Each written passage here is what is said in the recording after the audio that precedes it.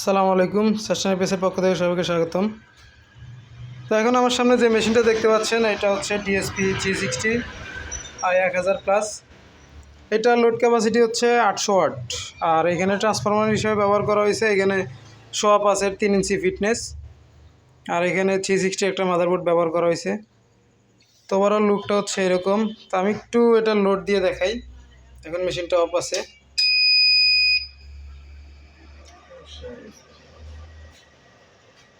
আচ্ছা, তো এই মেশিনটা হচ্ছে আমার কাছ থেকে এক ভাই বানায় নিল। তো সে হচ্ছে আমার পাশের থানাতেই থাকে। তো আমার পাশের থানা থেকে দুনুর থেকে আসছে। তো ভাই পয়সা থেকে এই মেশিনটা মোটামুটি তার রিকোয়ারমেন্ট অনুযায়ী বানায় নিছে। তো আমি একটু লোড দিয়ে দেখি কি অবস্থা। তো এটা কিন্তু পিওর সাইন ওয়েভ একটা মেশিন। এখন 400 ওয়াট লোড আছে। 400 ওয়াটে 40 এম্পিয়ার ডিসচার্জ করতেছে। একটু লোডটা রিডিউস করে দেই, চার্জিংটা দেখি কি অবস্থা। তো এটার কিন্তু আমি কিন্তু ওয়েবটাও দেখাই দিলাম। এটা কিন্তু একবারে ডিএসপি পিওর সাইন ওয়েভ। আর এটাতে শর্ট সার্কিট, ওভারলোড, লো ব্যাটারি প্রত্যেকটা প্রোটেকশনই আছে।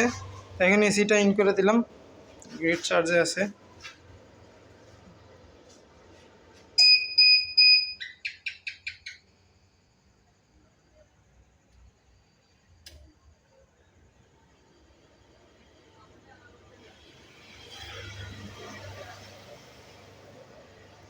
এখন এসি চার্জিংয়ে আছে।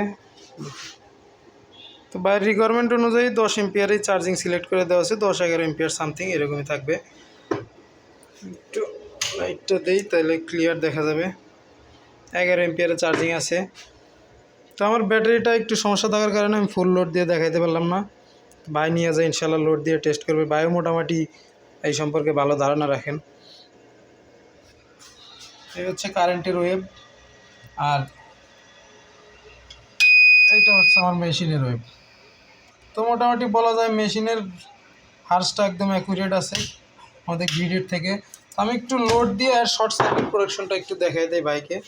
আচ্ছা ভাই, এখানে কোথাও একটা ইয়ে আছে, তার আছে, এই তারটা দিয়ে একটু। আচ্ছা ভাই, আপনি একটু দেখেন এই পাশে। আচ্ছা, এই পাশে আপনি একটু শর্ট সার্কিট করেন। আচ্ছা, ভয় পান, ধরেন আপনি ক্যামেরাটা একটু ধরেন, আমি একটু লোড দিয়ে দেখাই যে আসলে লোড অবস্থায় শর্ট সার্কিট কি বলে। এই হচ্ছে অবস্থা।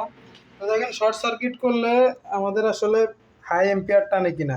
আমরা কিন্তু লোড অবস্থায় এখানে শর্ট সার্কিট করে দেখালাম। তো বাইরেও একটু দেখার ইচ্ছা ছিল, বাইকেও দেখালাম, সাথে সবাইকে একটু দেখাই দিলাম।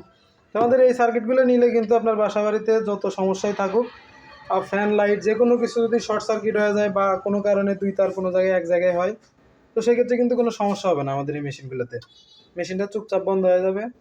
আবার যদি আমি এখানে সুইচটা অফ করে রাখি, 1 মিনিট পর অন করলে আবার সব কিছু ঠিকঠাক। তো আমি একটু দেখি সব ঠিকঠাক আছে কিনা, নাকি মেশিনটা আবার পুড়ে গেছে।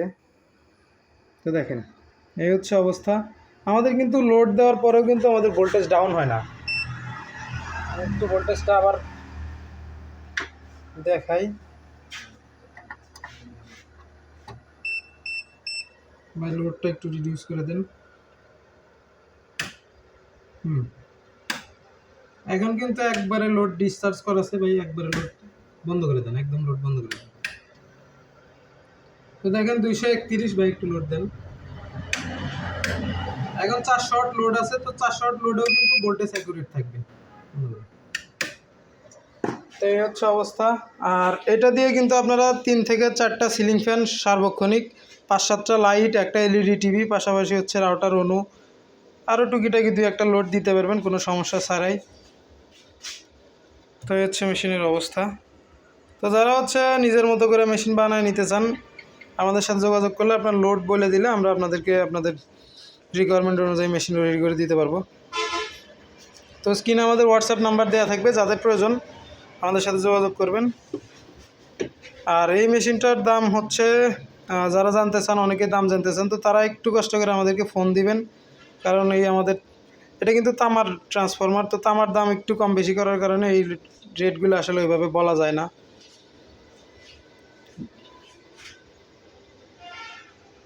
তো সবাইকে ধন্যবাদ, আসসালামু আলাইকুম।